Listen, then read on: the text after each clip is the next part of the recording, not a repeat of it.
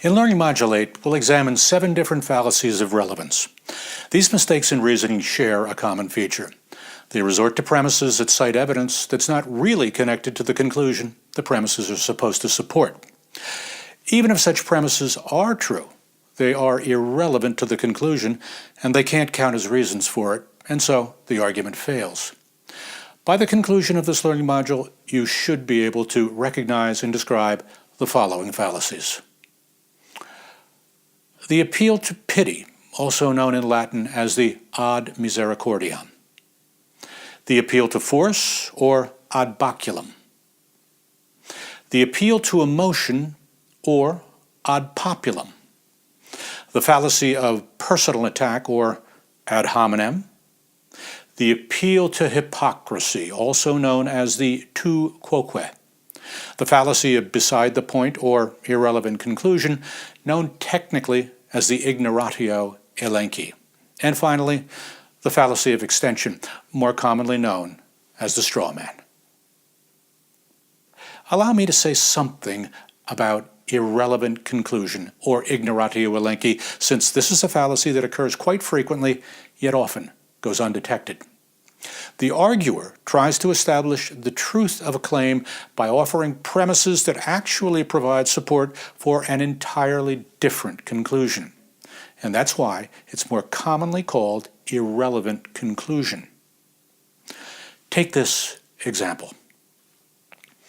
Premise number 1, all dogs should receive sufficient care from their owners.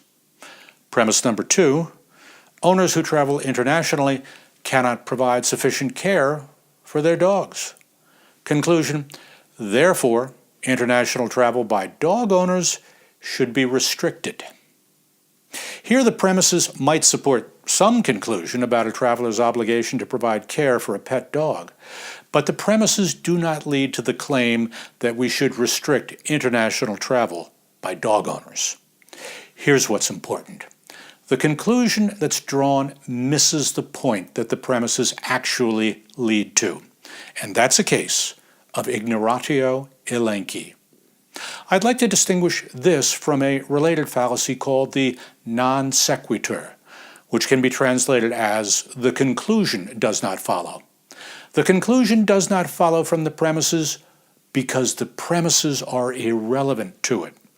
Here's an example of an obvious non sequitur. All men are mortal, and Socrates is a man, therefore Socrates likes women.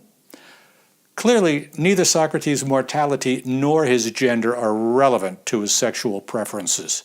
It's a clear case of non sequitur.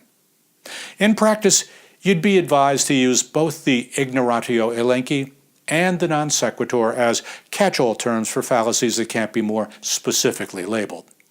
And that's because nearly every specific fallacy of relevance is also a general case of irrelevant conclusion, that is, ignoratio elenchi, or of irrelevant reason, that is, non sequitur. Well, that's it. I think you'll enjoy this final look at the fallacies we've been studying. Have fun with them.